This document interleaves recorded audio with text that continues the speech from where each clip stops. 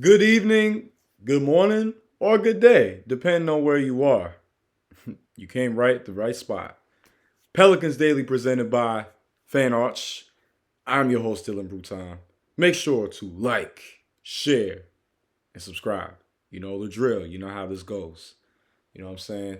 What an amazing NBA Finals game that was. Game one, delivered on all aspects, a lot of high scoring, a lot of excitement, and a crazy, crazy finish. I'm going to talk a little bit more about what it means later on. But let's talk about us. Let's talk about those lovely, wonderful New Orleans Pelicans that y'all all love and support dearly, right? We know as a team where some of our weaknesses lie. And one of our biggest weaknesses is at the bigs, right? Eve Missy can't do it alone. The young man put together a very good rookie campaign this past year, and I'm very excited to see how he continues to progress and develop. And hopefully, you know, this time next year, we talking about him in a whole different facet, in a whole different manner, right? We're talking about him as a guy who is a cornerstone. He's shown flashes, he's shown flashes, um, but we need to get some more guys at the bigs to just make his job a little easier. You know what I'm saying? He's 21. He's or no, yeah, he's either 20 or 21. So he's a youngin. He's a youngin, man. He's getting his sea legs under him. So big man depth is something that we should definitely address. Defensively, we had a lot of struggles. We were ranked in the bottom five defensively, either in defending the paint and defending the three. That's not going to cut it. That's not going to get you to the level of being a playoff contender, and that's damn sure not going to get you to becoming a finals champion. Let's just keep it funky. Let's just keep it real. But when it comes to players that we should be on the lookout for due to the second apron, we have to be very cost efficient because we don't have much money to work with. We don't have much wiggle room. So it's very important that we are intentional about the type of players that we go after. And a guy that I think that would do incredibly well and he would bring a good type of tough-nosed energy, but Charles Bassey, who's currently on the Spurs. Now, Charles Bassey is only 24 years old. Um, Played in very limited minutes as one of the latter bigs on the Spurs. Behind Victor, behind um, Zach Collins, behind sometimes Sohan when they put him at the four, if they ran a lineup where they ran him at the five. But the numbers aren't going to jump off the page. 4.4 points, 4.2 rebounds, and a block. But that's only in 10 minutes a night. Now, I'm not really, one thing you'll get to know about me, I'm not really an analytics guy.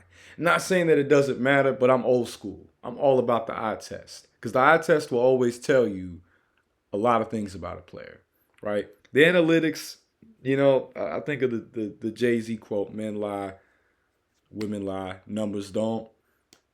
And he's not wrong, but numbers can be misleading. Numbers can make some people look better than what they are, and also sometimes numbers don't always tell the story. So that's why the eye test is very impactful and crucial when you are trying to study and watch a player.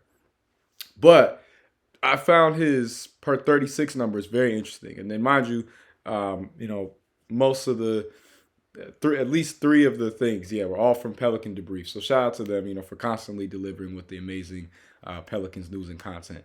But in per 36 minutes, those numbers accumulate to 15 points per game, 14.6 boards, and 2.9 blocks per game, which is pretty crazy.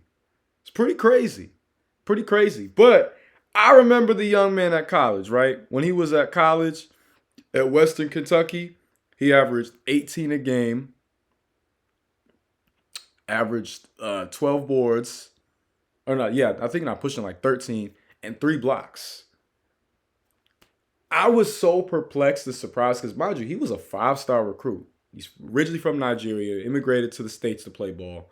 6'10 center, 230 pounds around, plays well with his back to the basket, can keep the defense honest enough from the mid range, but is a very traditional type of big, and he's fell all the way to like the back part of the second round of the 2021 class. But I remember watching him out of college, you know what I'm saying, and I thought that at the very least he would be a late first round pick. I know back to the basket bigs don't get love like that no more, but I mean, two guys that he's ranked with as far as in the percentile for offensive rebounding are two guys that have played some big roles for their respective franchises. So this past year, he was ranked in the 98th percentile offensive rebounding, which is an insane stat. And the only two people that were ranked higher than him was Steven Adams, who had a very respected career with the Thunder, then took his talents over to Minnesota, to Memphis, and then now is in Houston. And he's one of their best vets. He's one of their best defensive bigs and one of the best rebounding bigs.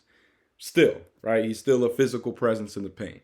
And then Mitchell Robinson. Mitchell Robinson has spent his whole career with the Knicks, but you could argue, and this is not crazy, again, if you watch the tape, if you watch ball, but you could argue that Mitch Robinson was at least the fourth or fifth most important player to the Knicks, at least to the Knicks making their first conference finals since 2000.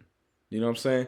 For the Rockets, they finished with the second seed out west. When you have a big that can rebound on the glass and create second chance opportunities for you in the offense, it makes life a whole lot easier. When you have a big that can play in the paint as a defender, it makes the offense think twice before they just go in and waltz in, right? Think about it like, you just gonna let anybody come into your house, plop their feet up, get all comfortable, eat your food, drink your drinks? No, you shouldn't. And if you do, hey, that speaks more to your character than anything else. But I don't get the sense that this fan base is full of punks. You know what I'm saying? New Orleans ain't no soft city. You know what I'm saying? There's a lot of history and a lot of culture, a lot going on. And I'll get more into that later on. But I just want to say, right, defense matters. Defense wins championships. Defense gets you to the playoffs. So a guy like Charles Bassey, who's only 24 years old and putting up the numbers in the limited minutes he is, and his contract, $2.2 million, why not? Right? We need more big man depth, especially if we move Kelly Olynyk. Now, granted, Kelly Olynyk is a completely different type of big, but he's still a big body. But we don't have many other bigs. Yves Missi seems to be the only one that's going to be there for considerable time being. So I'm all for the idea of, because I talked about a couple episodes ago getting Thomas Bryant. Played a big role tonight, right? But as far as like getting another big that can bang down low, that can be a physical presence, that can block shots, I'm all for getting a guy like Charles Bassey. And I'm all for getting a guy like Luke Kornet. You know what I'm saying? He's got one of the best nicknames in the entire league, the Green Kornet, which is a funny play on the show and the movie from the show from back in the day and the movie from a decade plus ago. But Luke Kornet is also another guy who is a free agent this year. And this was also in an article on Pelican Debrief. So, shout out and hats off to them. They're doing their thing. As a player, his numbers also don't jump off the screen. But he's 7 foot. 7-footers don't grow on trees. And, he averaged 6 a game, 5 boards, a block. But on 67% shooting, he's one of the best pick and roll bigs in the league. And we were ranked in the bottom 10 of pick and roll teams. Now, I'm not over here saying that we're going to be a solely pick and roll team, but the pick and roll is very helpful, right? It opens up different things. It allows for more opportunity. It causes, potential mismatches when the defense is seeing, oh, the big is gonna crash. Okay, let me go throw an extra man over there. Now you might have another shooter or so open on the perimeter, or if you have a big who can keep the defense honest and hit a catch and shoot from 15 feet, right? Then that adjusts. Okay, that might leave the paint open for someone to make a cut to get an easy layup. So you just have to think about creating more opportunities as opposed to less. You know what I'm saying? You have to always think about that with offense. And Luke is 29 years old, and he's got championship experience. He played a good he was a good role player for the Celtics last year, and he's been a good role player for them in his 3-4 years in Boston. And they've been, you look right. They've been to the Eastern Conference. They went to the finals in 22. They went to the Eastern Conference championship in 23, and in 24 they won the NBA Finals. And he kept them alive in Game 5 versus the Knicks. He had 10 points, 9 rebounds, and 7 blocks. 7. Yo, we gotta if we get a guy for a 2.8 mil contract who can get you 7 blocks if called upon, we would be foolish. We would be foolish not to consider, not to take up on the offer. Again, neither guy that I mentioned, Charles Bassey or Luke Kornet, is going to cost us to break the bank, is going to cost us to have to do anything that we might regret. You know what I'm saying? That's how our defense is gonna be if we don't get some stuff. Okay. I'm just kidding, y'all. But yeah, if we don't get some more defensive stoppers in the paint, right, that puts more pressure on the wings. That puts more pressure on our guys in the perimeter. So I'm all for getting more big bodies in the paint, more bigs that are, what I'm saying, they're not, I don't need the ball like crazy. Just get me out there. I'll pick and roll. I'll set tough screens. I'll crash the boards, and I'll block shots. That's all we need, man. That's all we need. But you know who we need to keep? We need to keep Trey Murphy. I agree. So Chris Lambert, who, what I'm saying, he was on a roll. He wrote them first 2 stories, and he wrote this one as well. But he was very much this felt like he was pleading, like if he was like he was like an agent for Trey, and going into President Dumar's office and trying to negotiate his contract. Like, but it was real though, right? He talked about just the compository skill with Trey. Now Trey is a guy who he upped his point average by 6.4.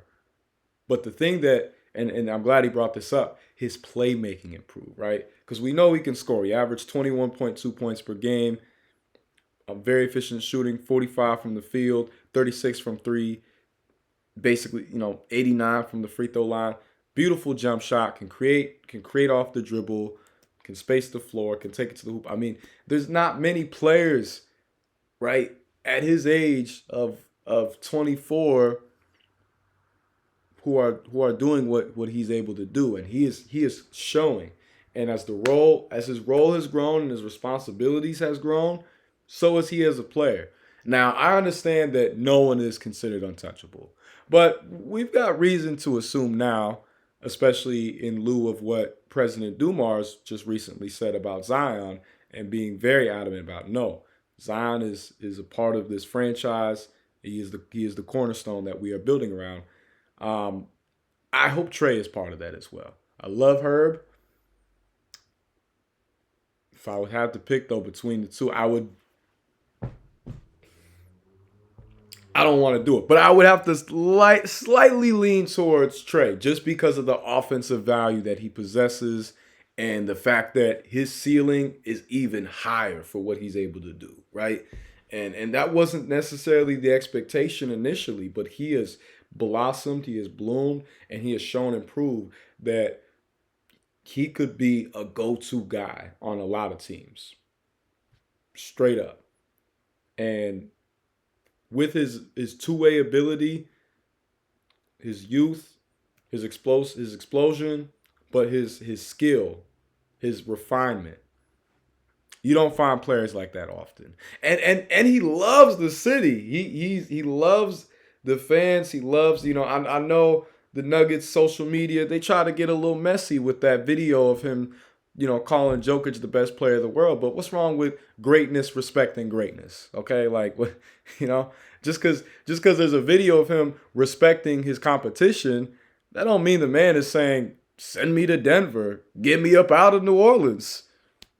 I I don't want beignets anymore. I don't know what they eat over there in Colorado, but I know it's not better than New Orleans cuisine. You know what I'm saying? Like, people are so quick to jump on just about anything, right? You give people a rope and they'll hang themselves. I'm getting a little philosophical on y'all. But I agree with Chris Lambert that you got to keep a guy like Trey Murphy because you got to see where else his potential can go, how else he can continue to grow and improve as a player. So I'm all for keeping Trey Murphy. I don't want us to get rid of Herb. I don't. I love Herb. I've always, I talked about like the Tayshaun Prince comparison, right? Tayshaun Prince was one of my like favorite non-all-star type players growing up. Just incredibly versatile, amazing defensive ace. But when you got a guy who can do that and he can be a number one or at least the number 1B type of bucket getter for you, it holds weight. Make no mistake. Make no mistake. Make no mistake. But, nothing's for certain, but I have a strong inclination that President Dumars is going to do everything possible to make sure that at the very least, that Zion, Trey, and Herb aren't moved. DeJounte, we got him. We got him because of, he's gonna be here with the injury. So that happens. CJ though, yeah, CJ and everyone else. And I'd say Alvarado. Alvarado might be the only one who also will escape the, potentially being moved. So we'll see. But I briefly mentioned the finals, but I wanted to touch on it a little bit more in relation back to us. So should this NBA Finals give us hope? Long and short answer, yes. And I really love this article. Rod Walker, he be in his bag. The brother that brother is skilled with the pen. You know what I'm saying? Shout out to him.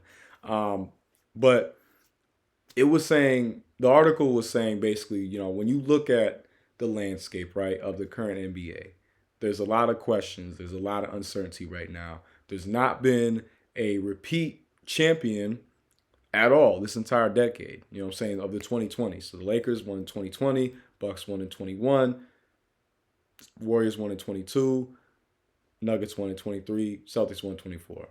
No one has repeated. And,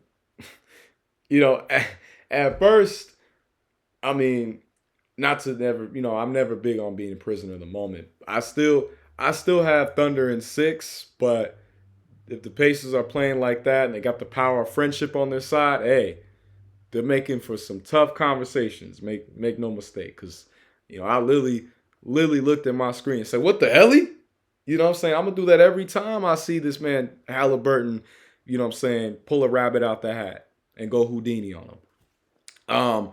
But I really feel like this finals, right? This is a perfect example of the type of blueprint model that we need to follow. Right? 2 small market teams.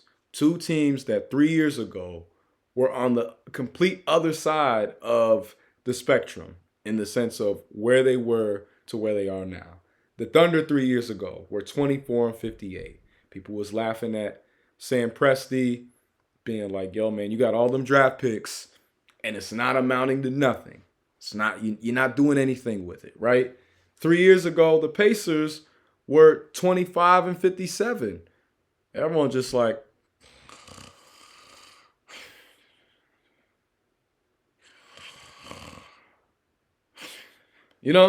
nobody was really worried about Indy, right? And both teams, ironically, this is the Paul George finals. You know what I'm saying? Both teams had Paul George and are here also because of the trades that involved in moving him. So it's kind of ironic how that all works out. But I really loved. Oh well, first let me bring up that and this was something that Rod brought up, but there has not been an NBA Finals between two cities that were not top 20 TV markets since 1971 with the Milwaukee Bucks and the Baltimore Bullets. So that's prior to the Bullets becoming the Washington Wizards, which I was like, dang, it's a crazy stat when you think about it. You know what I'm saying? It's a very crazy stat. So 54 years. 54 years, that's a long time. Yo, I'm 26 going on 27. That's pretty much double my age. So it's kind of crazy how that all works out. Let me get to what President Dumars said, because I really love what he said. It kind of spoke to everything that I've been saying to y'all. But he said, the teams that you see in the finals now, that was a process. Agreed. None of that was overnight. That was a process. 100%.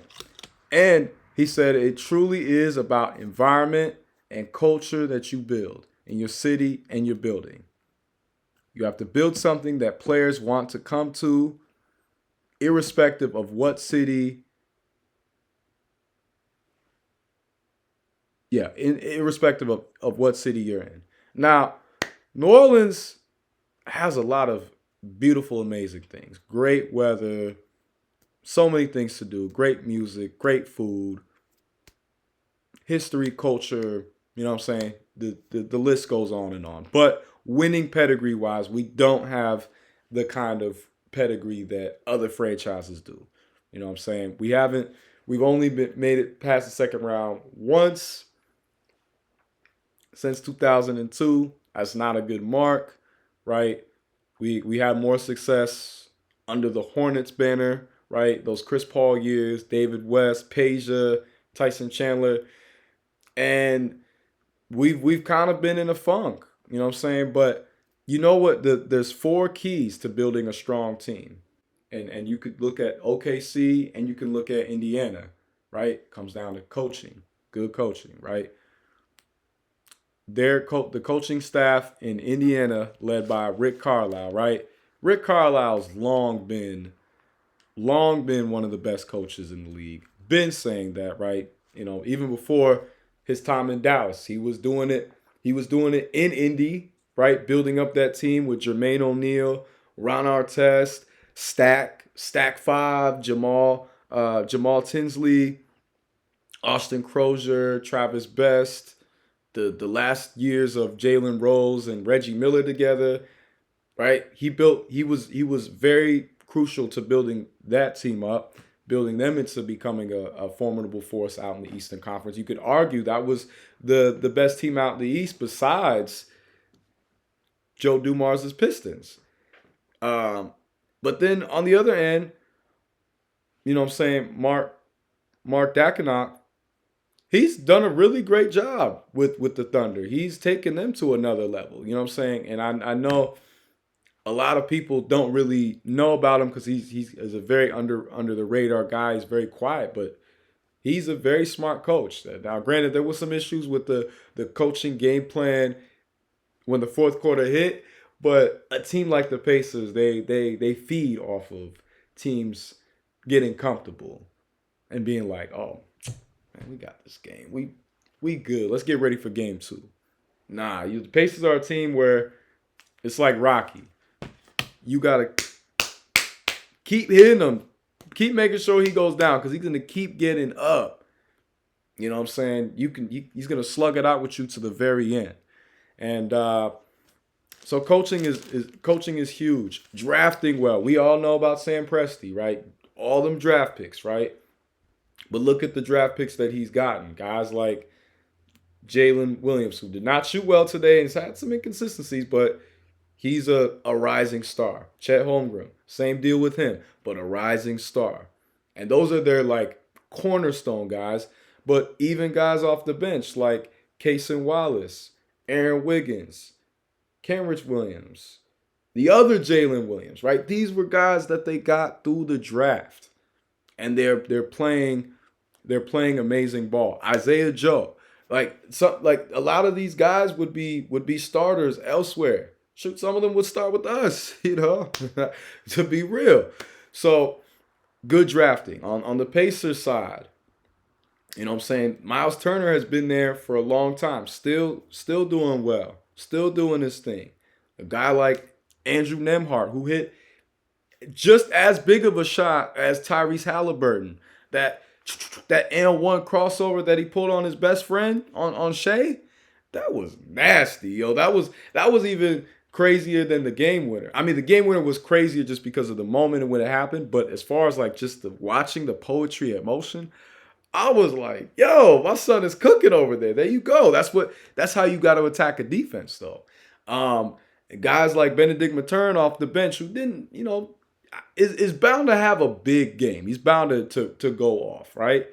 Jerace Walker, you know what I'm saying? Ben Shepherd. Like, they've got so many different guys that are playing a huge and valuable role. But then trades, right? They got Tyrese Halliburton, who, I mean, if the Pacers win the championship, we're going to be talking about this as one of the greatest underdog playoff runs in NBA history and arguably pro sports in general. That sounds so crazy, but they have been on an unprecedented tear, and the way that they play in the fourth quarter, you cannot for any second take your foot off the gas pedal. This is a team that is going, not similar play style wise, but like the pain in which they inflict upon opponents. I think about the Arkansas teams with Coach Nolan Richardson, 40 minutes of hell. That if you're playing the Pacers, it's 48 minutes of that, because at no point can you relax. At no point can you go, nope. They are, unless they're not shooting well and unless they're not being aggressive, they're never stop running. They're constantly generating, open looks and efficient looks for themselves. And then on the defensive end, they're tenacious. These are the types of things that win you those big games, right? On OKC's side, right? Shea Gilgeous-Alexander, who had a phenomenal game, did everything supposed to do. It wasn't enough. But he showed the world why he was MVP. He showed the world why, if they end up winning, right, and he completes the trifecta of first team All NBA, winning MVP, and winning Finals MVP. So I guess it wouldn't be trifecta. It's more like a fourfecta, or I don't know what the fecta, where it goes after that. But he completes the legendary quadrant, right? And I believe it's only MJ and Kareem who have ever done that. Maybe LeBron, one of those years in Miami. Yeah, maybe LeBron. So it's rare though, right?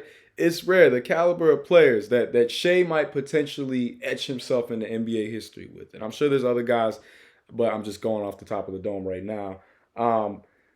But the company that Shea is going to reach, right? If you had said to somebody in 2018, 2019, right, because I remember watching Shea in the playoffs. I knew about Shea, like me and Shea are the same graduating year. I've got homies who played against him coming up in different, camps, different showcases and stuff like that. So I was familiar with Shea's game. I never thought it would get to this level, admittedly. So I thought, I was watching him in the Clippers when he was playing on the Clippers. They played against the Warriors, and I was like, yo, this dude he's cooking out there. Like he's taking a command, and I really wish they had just. It was tough though, right? Hindsight is 20. They say hindsight is 20/20. It's so easy for us to say now they should have kept Shea. But at the time, right? The Clippers were seen as like a good team, but they didn't have a star, right? And when the opportunity came to get a LA native and one of the best players of the game and the 2010s, And a guy like Kawhi, who just capped off a crazy or that same year, was about to embark on one of the craziest, similar with Halliburton, but I'd say at least with Kawhi, we saw what he did in San Antonio, right? We saw what he did in 2014. We saw what he nearly did in 2013. If he doesn't miss those free throws and Ray Allen doesn't make that three and Popovich puts Tim Duncan in the game, right? And the Spurs win, Kawhi wins Finals MVP. Imagine if Kawhi has 3 Finals MVPs, right? That just makes for so many different debates, right? But the way they came back in 2014 and they won handily, and then the way that Kawhi kept developing as a player. So by the time that like 2016, 2017 rolled around, it was like, okay, you're not just like that super talented defensive stopper. You're the best player on the floor on both ends, right? So anytime you have a chance to get a player like that, it's so hard not to pull the trigger, even at the expense of young talent. And right now with Giannis's future being up in the air, right? It'd be so hard as a team to not pull the trigger. Giannis's pedigree and his reputation precedes itself. Top 75 player. Kawhi, same deal. Top 75 player. So it's like it's tough. And then Paul George, for a whole nother time. But I was a huge like you hear these young kids talk about Paul George, but like my favorite Paul George was Indy number 24 Paul George, right? Pre-injury Paul George. Still rock with Paul George heavy, but that pre-injury Paul George was one of the most aggressive wings, but also one of the smoothest wings that I'd seen since T-Mac. And prior to that injury, it looked like he was going to be LeBron's rival out in the East. For real. If LeBron had stuck it out in Miami, I thought that PG was going to be the guy that he was going to be running into in the playoffs every year because he gave him some great battles.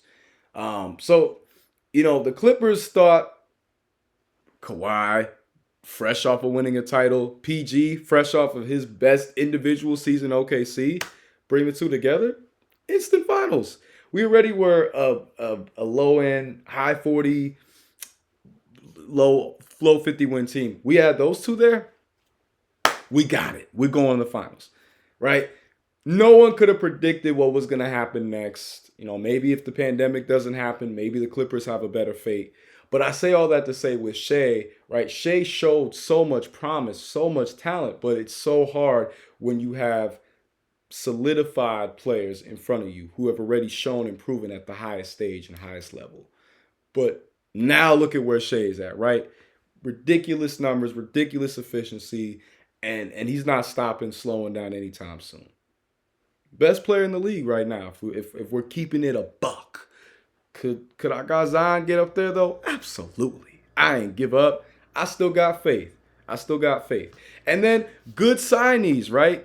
So what I'm saying, they made some great. The Thunder made some great signees with getting Alex Caruso, with getting Isaiah Hartenstein. They both played very valuable roles to the current team in adding defense, adding a physicality that they were lacking.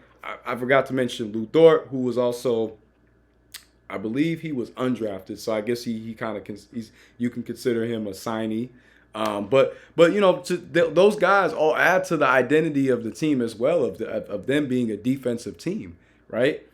And defense wins championships, right? Alex Caruso was on that 2020 Lakers team that won a finals.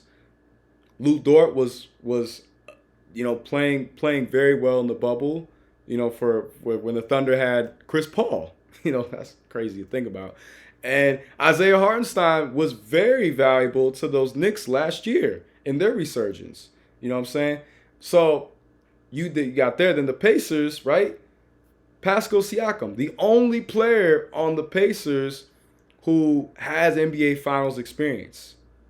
And Draymond has damn near verbatim said, like, that's the only guy who matchup-wise beat him.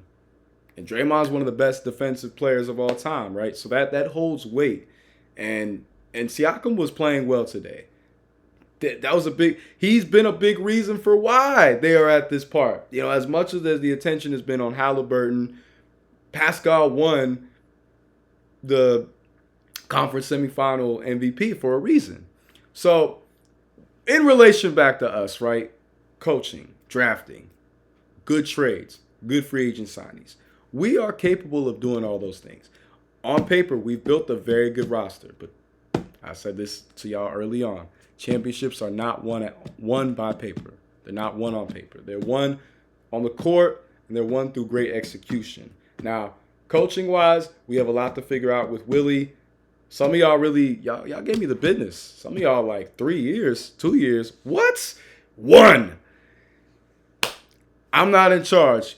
I at least think 1 to 2 because, again, when you're implementing a whole new culture, it takes 1 year to put the pieces in, and it takes another year to watch it blossom and matriculate. And if after that there's no sign of growth, then you cut your losses. But we'll see. And I'm not in charge, so that's not up to me. But coaching is definitely something that, yes, we are going to have to figure out. It's a wait and see. I like Willie Green. I think you know what I'm saying, he's a respected guy. He's a very player coach. But maybe we need some more X's and O's type of guys over there. I don't know. We'll see. Drafting wise, we've got a lot on our plate this upcoming, draft. 7th pick. Are we gonna try to trade down and get some more picks or get some solid contributors that can be traded for, or are we gonna swing for the fences and try to trade up, but also probably at the expense of losing a good young player? Who knows? We're ultimately an enigma, and it's quite ironic that we're pick 7. 7 is God's number. So we're in that. We're very much the enigma because we also, right, as I mentioned yet in last video, we possess the Bucks next 3 years of first round picks, and as I just talked about with Giannis being on the trade market, a lot is at stake here. Then good trades, good free agent signings, those are tough too, right? We've made some moves that we thought were great on paper, and we're still trying to get our ROI, right? Or it's just like, hey, we got what we could, but this is as far as we can go. And I think that was probably the sentiment with BI, unfortunately. I do feel like BI would have done better with someone like President Dumars in his grill, be able to level with him, keep it real. Someone mentioned in the comments that, that with David Griffin, and I agree. All respect to David Griffin, but he doesn't have that same type of brevity and backbone that, Joe Dumars does as an OG, right? As a Hall of Famer, as a 2-time NBA champion, right? He can talk a whole different type of talk. Versus David Griffin probably can't make a left-handed layup. No diss to David Griffin if he and his family are watching this video, but I'd have to see your game out there in the court. I don't think that's your expertise. I don't think so. But that's beside the point. But I'll just say all this to say, right? The goal is to build a strong culture. That is President Dumars' goal, and that's what we gotta move forwards. We gotta just trust the process. He did it in Detroit. He can do it in New Orleans. I got faith, but we just gotta believe, and we gotta get the right pieces in order to succeed. But what Indy and my bad, sorry y'all, I got something in my eye. But what Indy and OKC are doing, that is the vision, that is the goal, that is what we need to strive for. Anything less, what are we doing? Because we're not New York, we're not LA, we're not Boston, we're not Philly, we're not Miami, we're not these big market teams, no. But don't count the smaller markets out. And make no mistake, New Orleans is no small market type of city, but, just basketball-wise, it doesn't have the same pedigree. Now, football-wise, I don't know, it's a different story. You know what I'm saying? Y'all know about them LSU Tigers. They like that. You know what I'm saying? They're set to have a big year. Combo for another time. But right? A new dawn is going to be upon us. I'm going to keep saying that till I'm blue in the face, right? I'm going to keep saying that till I'm blue in the face, and I'm going to need y'all to believe in that. Draft is coming up. Then the offseason is coming up. We've got a lot to figure out, but that's why you got to stay subscribed. All right, y'all. Well, I appreciate the love and support as always. Really do. Love the dialogue. Keep it going. Make sure to like, share, subscribe to Pelicans Daily, presented by Fan Arch. Make sure to follow Fan Arch on all social media platforms. They're doing so many amazing things. And follow your boy on Instagram, Dylan_Bruton10. You want to talk Pelicans ball? Go ahead. Send me a DM. Go on. I don't bite. I love to talk ball. But y'all stay blessed and amazing. Stay tuned for more videos, more content. A lot to look forward to. So you're not going to want to go nowhere. Stay blessed, y'all. Ciao.